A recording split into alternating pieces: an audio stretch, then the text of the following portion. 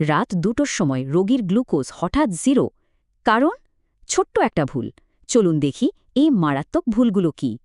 The nurse গুরু লক্ষ্যই হল এমন পরিস্থিতিতে নার্সদের আরও দক্ষ আর আত্মবিশ্বাসী করে তোলা। র্যাপিড আর লং অ্যাক্টিং ইনসুলিন গুলিয়ে ফেলা কিন্তু মারাত্মক, তাই ওষুধের নামে টল ম্যান লেটারিং ব্যবহার করা ভীষণ জরুরি। খাবার আসতে দেরি হলে মহাবিপদ। আধুনিক নিয়ম হল স্ক্যান আর চেক করে খাবার নিশ্চিত হলে তবে ইনজেকশন। খারাপ হাতের লেখা এড়াতে স্ট্যান্ডার্ড অর্ডার সেট আর ডাবল ভেরিফিকেশন একদম মাস্ট, এটা ভুললে কিন্তু চলবে না।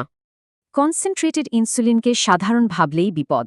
5 গুণ বেশি ডোজ পড়ে যেতে পারে, যা আক্ষরিক অর্থেই প্রাণঘাতী। রেগুলার আর এনপিএইচ ইনসুলিন মেশানোর গোল্ডেন রুল হল ক্লিয়ার বিফোর ক্লাউডি। এটা সবসময় মনে রাখা জরুরি। তবে সাবধান, গ্লার্জিনের মতো লং অ্যাক্টিং ইনসুলিনের সাথে অন্য কোনো ইনসুলিন মেশানো কিন্তু ক্লিনিক্যালি একদমই নিষিদ্ধ। একই জায়গায় বারবার ইনজেকশন দিলে শরীরে তা ঠিকমতো কাজ করে না, তাই ছোট নিডেল দিয়ে জায়গা পাল্টানোই বেস্ট। গ্লুকোজ লেভেল 110 দেখাটাই সব নয়। যদি সেটা দ্রুত কমতে থাকে তবে বুঝতে হবে অবস্থা বেশ ইমার্জেন্সি। হাইপোগ্লাইসেমিয়া সামলানোর প্রস্তুতি নিতে হবে আগেই। ইনজেকশনের আগে ডেক্সট্রোজ ঠিক কোথায় আছে তা জেনে রাখা অত্যন্ত জরুরি। প্রতিদিন কিডনির অবস্থা চেক না করে আগের দিনের ইলেকট্রনিক অর্ডার ইএমআরে কপি পেস্ট করাটা কিন্তু মারাত্মক একটা ফাঁদ।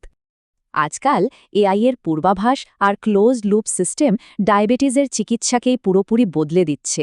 আধুনিক প্রযুক্তিই এখন সবচেয়ে বড় ভরসা। সবচেয়ে নিরাপদ কর্মী তিনি, যিনি তাড়াহুড়ো না করে সবকিছু দুবার যাচাই করতে অন্তত 10টা সেকেন্ড বেশি সময় নেন।